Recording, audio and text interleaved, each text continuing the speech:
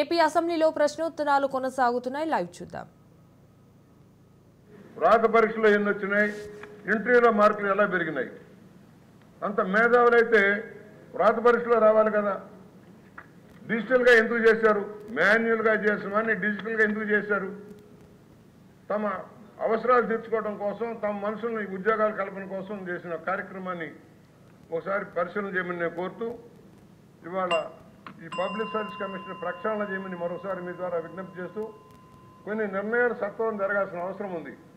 ఇవాళ లోకేష్ బాబు గారు ఇక్కడే ఉన్నారు కనుక విద్యా వ్యవస్థని, ఉద్యోగ వ్యవస్థని సర్వనాశనం చేసిన గత ప్రభుత్వ చర్యలు వెంటనే సరిదిద్దాలంటే యూనివర్సిటీని కూడా ప్రక్షాళన చేయాల్సిన అవసరం ఉంది. యూనివర్సిటీని కూడా సర్వనాశనం చేశారు. ఉద్యోగ కల్పన పబ్లిక్ సర్వీస్ కమిషన్ సర్వనాశనం చేశారు. వీటన్నిటి మీద దృష్టి సారించవలసిన విజ్ఞప్తి చేస్తున్నాను అధ్యక్షుడు. శ్రీనివాసరావు గారు. కొంతమంది జిల్లా స్థాయి అధికారులు అప్పటి ప్రభుత్వంలో ఉన్న పెద్దలకి సొంత మనుషుల్లాగా ఎందుకు పనిచేశారో ఇక్కడున్న గౌరవ సభ్యులందరికీ తెలియాలి, అలాగే రాష్ట్రానికి కూడా తెలియాలి. అధ్యక్ష, ఒక 20 సంవత్సరాల క్రితం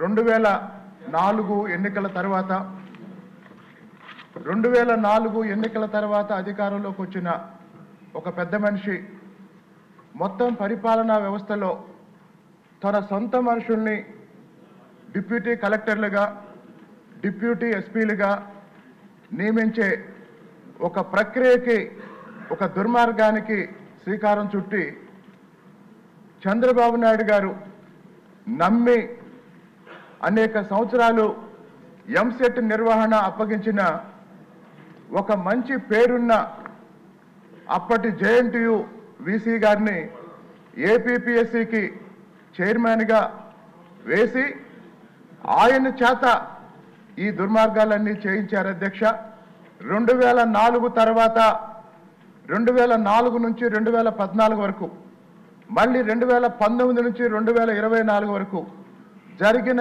ఏపీపీఎస్సీ పరీక్షల్లో అధికారంలో ఉన్న వాళ్ళు వాళ్ళ సొంత మనుషుల్ని డిప్యూటీ కలెక్టర్లుగా, డిప్యూటీ ఎస్పీలుగా తెచ్చుకోవటం వల్ల ఈరోజు రాష్ట్రంలో అనేక మంది అధికారులు నిన్నటి వరకు అధికారంలో ఉన్న జగన్మోహన్ రెడ్డికి సొంత మనుషులుగా పనిచేయడానికి అసలు కారణం ఇది. అధ్యక్ష, మరి ఈ నేపథ్యంలో ఏం చేయాలి? 3 అంశాలు నేను చెప్పాలనుకున్న. అధ్యక్ష, ఇప్పుడే పెద్దలు బుచ్చే చౌదరి గారు మొదటి పాయింట్ చెప్పారు. అదేంటంటే రాజకీయాలకు అతీతంగా పరిపాలనలో నాణ్యత పెంచడం కోసం పబ్లిక్ సర్వీస్ కమిషన్ని పూర్తి స్థాయిలో ప్రక్షాళన చేయటం మొట్టమొదటి అంశం. అధ్యక్ష, అలాగే కేవలం ప్రతిభకి, సామర్థ్యానికి న్యాయం జరిగే విధంగా మూల్యాంకనాన్ని, అంటే ఇవల్యూషన్ సిస్టాన్ని మొన్న జరిగిన, అంటే గత ప్రభుత్వ హయాంలో జరిగిన పోటీ పరీక్షల ఎవల్యూషన్లో అప్పట్లో ఇంటెలిజెన్స్ అధికారిగా ఉన్న సీతారామాంజనేయులు అనే వ్యక్తి ఏపీపీఎస్సీలో ఎవరు ఏ పోస్టుకి సెలెక్ట్ కావాలో ఆయన నిర్ణయించాడు. అధ్యక్ష, కాబట్టి ఈ అన్యాయాన్ని అరికట్టండి. లక్షలాది మంది నిరుద్యోగులకి ఈ వ్యవస్థ మీద నమ్మకం కలగాలి అంటే గత 5 సంవత్సరాల్లో జరిగిన పరీక్షలన్నిటినీ, వాటి ఫలితాలన్నిటినీ సమీక్షించి తప్పు జరిగిన చోట తీవ్రమైన చర్యలు తీసుకోకపోతే భవిష్యత్తు ఉండదు. అధ్యక్ష, ఆఖరిగా చెప్తున్నాను. అధ్యక్ష, బైబిల్ ఏం చెప్తుందంటే మనం ఏమి విత్తుతామో అదే కోసుకుంటాం. అధ్యక్ష, కాబట్టి పరిపాలనా వ్యవస్థలోకి మనం ఎలాంటి వాళ్ళని పంపిస్తామో పరిపాలన కూడా అలాగే ఉంటుంది. అధ్యక్ష. నరేంద్ర, 1 minute టైం అబ్జర్వ్ చేయండి ప్లీజ్.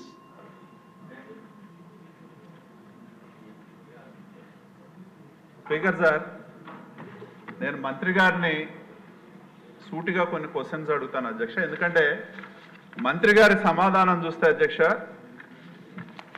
వాస్తవాలు సభ ముందుకు రాలేదని నేను భావిస్తా ఉన్నా అధ్యక్ష. ఎందుకంటే మంత్రి గారి సమాధానం చూస్తే ఎవరైతే కొంతమంది ఎంపిక కాలేని వాళ్ళు కోర్టుకు వెళ్ళారని చెప్తా ఉన్నారు.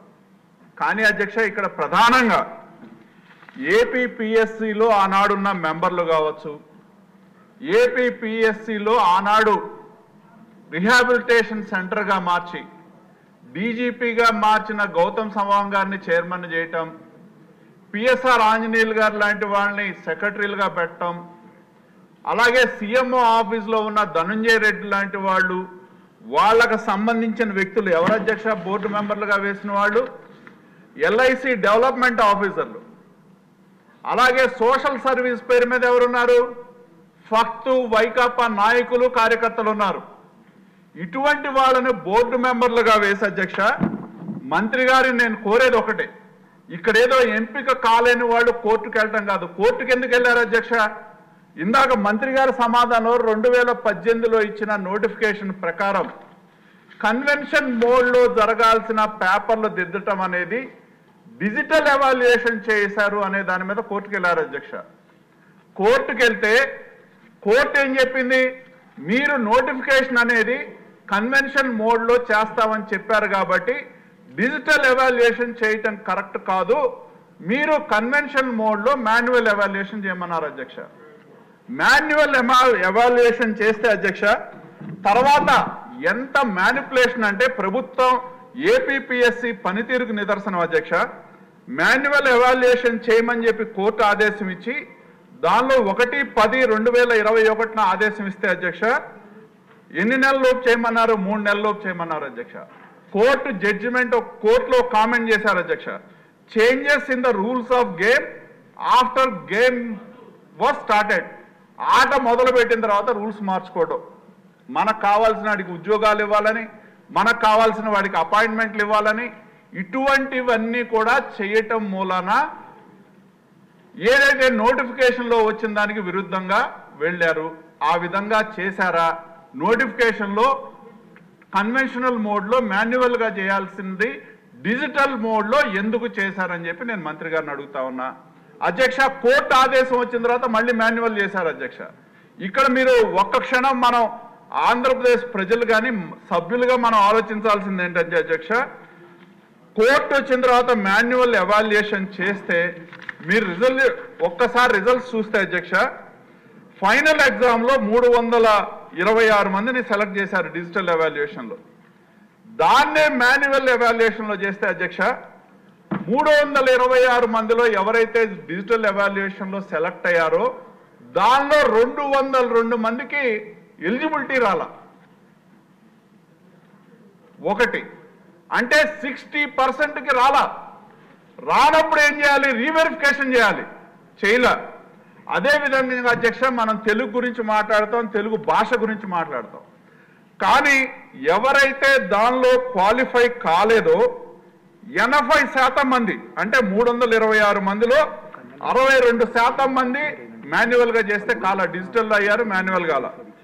అలాగే ఎవరైతే మొదట తెలుగులో 326 మందిలో సెలెక్ట్ అయ్యారో 80% మంది మాన్యువల్ ఎవాల్యుయేషన్లో సెలెక్ట్ కాల. అంటే దీని అర్థం ఏంటి అధ్యక్ష?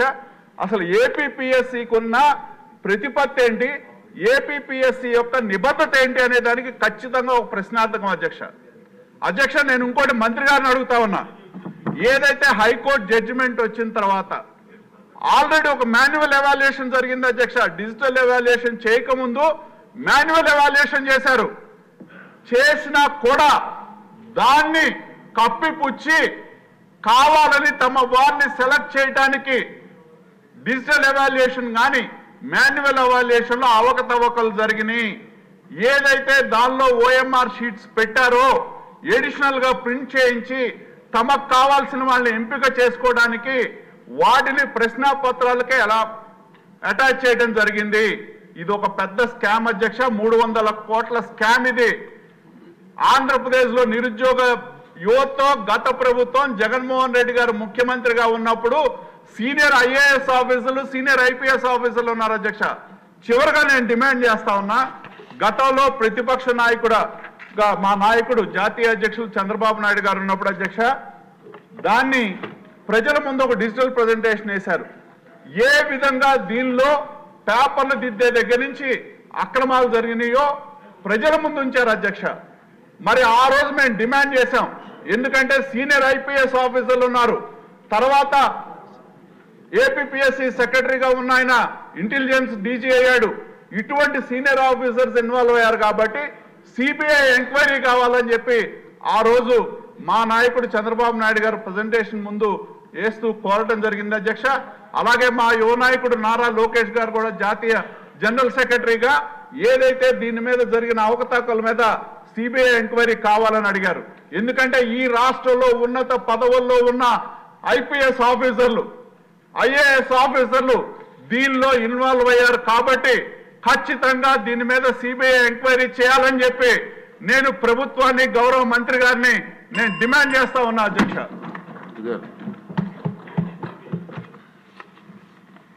అధ్యక్ష, సభ్యుల ఆవేదన అర్థమవుతోంది అధ్యక్ష. ఇది రాష్ట్రం మొత్తాన్ని కూడా ఆ రోజుల్లో కుదిపేసింది అధ్యక్ష.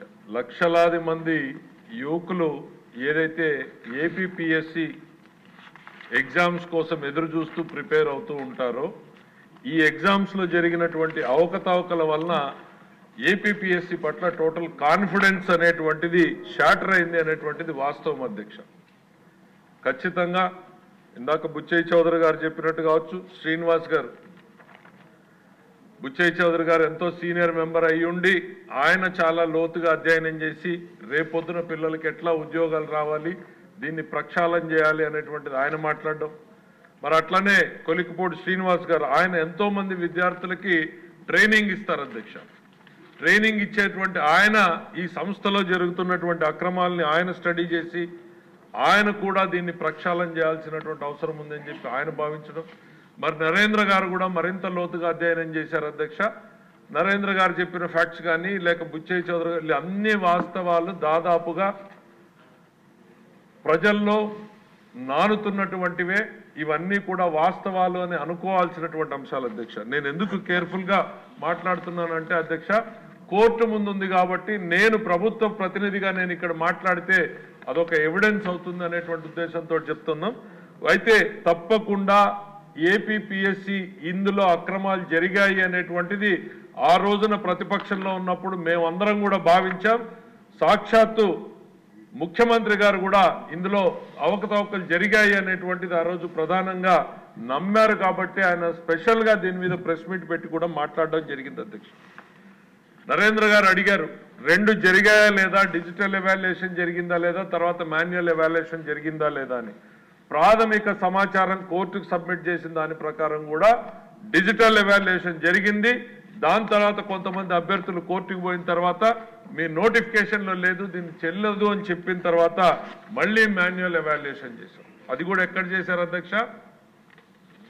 వాస్తవాలు ఇంకా వెలుగులోకి రావాల్సింది అధ్యక్ష. ప్రాథమిక సమాచారం మేరకు హ్యాపీ రిజార్ట్స్లో ఎవాల్యుయేషన్ జరిగింది అధ్యక్ష. మనం చూసాం అధ్యక్ష, చిన్నప్పుడు 10th క్లాస్ ఎగ్జామ్స్ రాస్తే ఎవాల్యుయేషన్ సెంటర్ ఎక్కడుంది ఏంటి అని అంటే అది ఏ గవర్నమెంట్ కాలేజో ఎక్కడో ఉండేది. లేకపోతే చంద్రబాబు నాయుడు గారి హయాంలో ఉద్యోగాలు చేస్తే ఎక్కడ జరిగేది ఎవాల్యుయేషన్?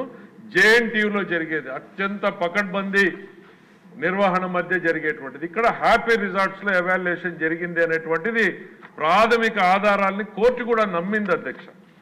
అక్కడ జరిగిందా, ఎంత మేరకు జరిగింది అనేటువంటిది ఒక కమిటీ ఇప్పుడు ఎంక్వైరీ చేస్తోంది అధ్యక్ష. ఈ ప్రభుత్వం వచ్చిన తర్వాత మంత్రి గారు ఇందాక నరేంద్ర గారు చెప్పినట్టుగానే దీన్ని ప్రక్షాళన చేయాలన్నట్టు మా హెచ్ఆర్ మినిస్టర్ లోకేష్ గారు దీని పట్ల ప్రత్యేకంగా అసలు బెస్ట్ ప్రాక్టీసెస్ కంట్రీలో ఎక్కడున్నాయి వాటన్నింటినీ స్టడీ చేయడానికి ఒక కమిటీ నేమని చెప్పారు. ప్లస్ ఇక్కడేం జరిగిందో కూడా ముందు ప్రాథమిక సమాచారం కోర్టులో ఉన్నా కూడా ప్రభుత్వానికి అధ్యక్ష ఇక్కడ ఏం జరిగిందంటే ఏపీపీఎస్సి రాజ్యాంగబద్ధమైన సంస్థ, అక్కడ వివాదాస్పదమైంది. అభ్యర్థులు రాజ్యాంగబద్ధమైన సంస్థ మధ్య కోర్టుకు వెళ్ళింది. లేటర్ స్టేజ్లో గవర్నమెంట్ ఇంప్లీట్ చేశారు అధ్యక్ష. ప్రభుత్వం బాధ్యతగా మన సైడ్ నుంచి గవర్నమెంట్ వచ్చిన వెంటనే ఒక కమిటీని వేయడం, అధికారులకు సీనియర్ స్పెషల్ సెక్రటరీ స్థాయి అధికారుల చేత కమిటీ వేసి దీన్ని వాస్తవాల్ని ఆగస్టు 31 లోపల ప్రభుత్వానికి రిపోర్ట్ సబ్మిట్ చేయమని చెప్పేసి మన హ్యూమన్ రిసోర్సెస్ మినిస్టర్ లోకేష్ గారు ముఖ్యమంత్రి గారి ఆదేశాలతో దాని మీద పర్సనల్గా మానిటర్ చేయడం జరుగుతుంది అధ్యక్ష. ఈ అంశం పట్ల ఈ ప్రభుత్వానికి చిత్తశుద్ధి ఉంది, సీరియస్నెస్ ఉంది. దీన్ని మేము సీరియస్గానే తీసుకున్నాము అనేటువంటి చెప్తున్నాం అధ్యక్ష. కోర్టు పర్యవేక్షణలో ఉన్నందున ఏ రకంగా ముందుకు పోవాలి అనేటువంటిది ఖచ్చితంగా ఆ రిపోర్ట్ వచ్చిన తర్వాత సభ్యులు సిబిఐ అడిగారు, ముఖ్యమంత్రి గారి దృష్టికి తీసుకెళ్తాం. ముఖ్యమంత్రి గారు వచ్చిన తర్వాత ఆ రిపోర్ట్ వచ్చిన తర్వాత అప్రాపరేట్ అనుకుంటే దాని సభ్యులు కోరిన రకంగానే దాని మీద చర్యలు తీసుకుంటాం. లేదు ప్రత్యామ్నాయంగా ఆ నష్టపోయినటువంటి అభ్యర్థులు నిజంగా ఇందులో నష్టం జరిగింది అనండి మనకు ప్రాథమిక సమాచారం వస్తే ఏ రకంగా సరిదిద్దాలి అనేటువంటిది కూడా సభ్యుల కన్సల్టేషన్ కూడా ఏర్పాటు చేస్తాం అధ్యక్ష. ఎందుకంటే ఈ గవర్నమెంట్ లో లేక ఇక్కడ ఉన్నటువంటి సభ్యుల్లో చాలా మందికి యూత్ పట్ల ఒక కమిట్మెంట్ తో ఉన్నారు అధ్యక్ష. మీతో సైతం మొదలుకొని మీరు ఎప్పుడు మాట్లాడినా కూడా ఓపెన్ అడ్రస్ లో మాట్లాడతారు అధ్యక్ష. Youth is the future of the state and nation అనేటువంటిది. మరి అదే రకంగా మా గవర్నమెంట్ కమిటెడ్ గా ఉంది. ఏపీపీఎస్సీని యూపీపీఎస్సీ లాగా తయారు చేస్తారు చంద్రబాబు నాయుడు గారు అనేటువంటిది ఈ సభ ద్వారా మీ అందరికీ కూడా నమ్మకాన్ని కలిగిస్తున్నాం అధ్యక్ష. ఎందుకంటే గతంలో మేము ఏం చేసినా కూడా చంద్రబాబు నాయుడు గారు అంతే పకడ్బందీగా జరిగింది. వీళ్ళ హయాంలో ఎట్లా జరిగింది అనేటువంటిది ఖచ్చితంగా అదొక పోలీసు రాజ్యంగా మార్చేశారు. బంధువుల్ని తీసుకొచ్చేసి కమిటీ మెంబర్లుగా వేశారు. ఇవన్నీ కూడా వాస్తవాలు అధ్యక్ష. సభ్యులు చెప్పినటువంటివి బహుశా లిమిటేషన్ నుండి చాలా తక్కువ మాట్లాడగలుగుతున్నారు అనుకుంటున్నా అధ్యక్ష. సభ్యుల ఆవేదన ఖచ్చితంగా ప్రభుత్వానికి అర్థమైంది. దాని పట్ల ఆ ఎంక్వైరీ రిపోర్ట్ కోసం మేము వెయిట్ చేస్తాం. వచ్చిన వెంటనే తప్పకుండా తదుపరి ప్రణాళికని సభ ముందు పెడతాం అధ్యక్ష. థ్యాంక్ యూ అధ్యక్ష. కాదు మీరు టైము అబ్జర్వ్ చేయండి కొంచెం. మంత్రి గారి సమాధానంలో అధ్యక్ష, డిజిటల్ ఎవాల్యుయేషన్ తర్వాత మాన్యువల్ ఎవాల్యుయేషన్ జరిగింది. డిజిటల్ ఎవాల్యుయేషన్ జరగక ముందే ఆల్రెడీ ఒక మాన్యువల్ ఎవాల్యుయేషన్ జరిగింది.